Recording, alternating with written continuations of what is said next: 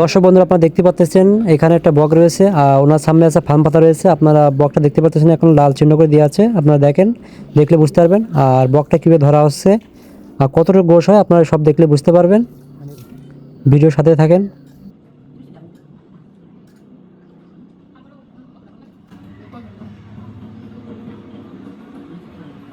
দর্শক বন্ধুরা, আপনারা দেখেছেন নীলে একটা মার্ক করা রয়েছে।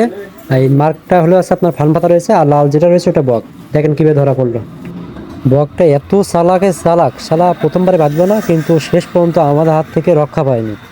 প্রথম ধরেই ছাড়লাম। আপনার সম্পূর্ণ ভিডিও দেখলে বুঝতে পারবেন যে কীভাবে এত পরিমাণ চালাক হয়েছে। মাছ ফানের থেকে বার করে নিয়ে গেছে, অথচ ধরা পড়লো না, কিন্তু শেষ পর্যন্ত আর রেয়ার হয়নি, ধরাই পড়ে গেল।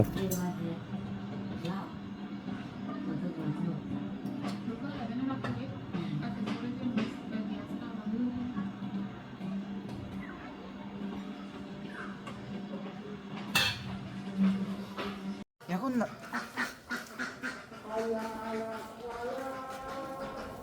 ওই গাইস এটা এখন জবি হবে গাইস তো এই কই বটি কই